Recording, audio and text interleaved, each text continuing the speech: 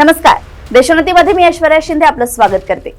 केंद्रीय गृहमंत्री अमित शहा आणि भाजपाचे अध्यक्ष जे.पी. नड्डा यांच्याबरोबर काळजीवाहू मुख्यमंत्री एकनाथ शिंदे, राष्ट्रवादीचे गटनेते अजित पवार आणि भाजपाचे ज्येष्ठ नेते देवेंद्र फडणवीस यांची गुरुवारी बैठक झाली। या बैठकीनंतर महायुतीचे नेते आणि भाजपाच्या वरिष्ठ नेत्यांच्या एकत्रित फोटो हे राजकीय वर्तुळात चर्चेचा विषय ठरत आहे। केंद्रीय गृहमंत्री अमित शहा आणि भाजपाचे अध्यक्ष जे.पी. नड्डा यांच्याबरोबर महायुतीच्या नेत्यांची गुरुवारी रात्री बैठक झाली। या बैठकीत मुख्यमंत्रीपद आणि नवे सरकार स्थापन करण्याबाबत चर्चा झाली। भाजपाकडून मुख्यमंत्रीपदाचा घेण्यात येणाऱ्या निर्णयाला शिवसेनेचा पाठिंबा असेल असे यापूर्वी शिंदे यांनी जाहीर केले।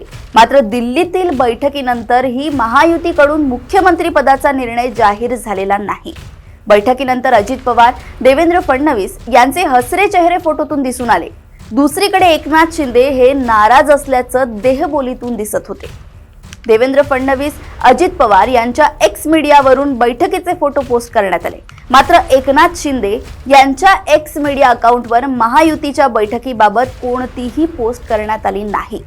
देवेंद्र फडणवीस यांच्या एक्स मीडियातील पोस्टमध्ये म्हटले, विधानसभा निवडणुकीच्या मैदानात उतरून या महत्त्वाच्या लढाईमध्ये जी साथ माननीय केंद्रीय गृहमंत्री अमित शहा यांनी दिली आणि सर्व कार्यकर्त्यांमध्ये ऊर्जा निर्माण केली, प्रेरणा दिली, याबद्दल त्यांचे नवी दिल्ली येथे मनपूर्वक आभार मानले। यावेळी भाजपा राष्ट्रीय अध्यक्ष माननीय जे.पी. नड्डा, एकनाथ शिंदे, अजितदादा पवार आणि महायुतीचे वरिष्ठ नेते सहकारी उपस्थित होते। अजित पवार यांनी एक्स मीडियातील पोस्टमध्ये म्हटले की देशाचे गृहमंत्री आणि भाजपचे राष्ट्रीय नेते माननीय अमित भाई शाह यांची त्यांच्या दिल्लीतील निवासस्थानी भेट घेऊन महाराष्ट्र विधानसभा निवडणुकीत महायुतीच्या घवघवीत यशाबद्दल अभिनंदन केले। महाराष्ट्र विधानसभा निवडणुकीत भाजपाचे 132 उमेदवार निवडून आल्याने भाजपा हा राज्यातील सर्वात मोठा पक्ष ठरलाय। त्यामुळे एकटा भाजपा बहुमताच्या अगदी जवळ। भाजपानं मित्र पक्षांना दिलेले 9 उमेदवारही विधानसभा निवडणुकीत विजयी झाले आहेत। त्याचबरोबर 5 अपक्ष आमदारांनी भाजपाला पाठिंबा दिलाय। त्यामुळे भाजपाचं एकूण संख्याबळ 146 असल्यानं भाजपा स्वबळावर सरकार स्थापन करू शकेल अशी स्थिती आहे।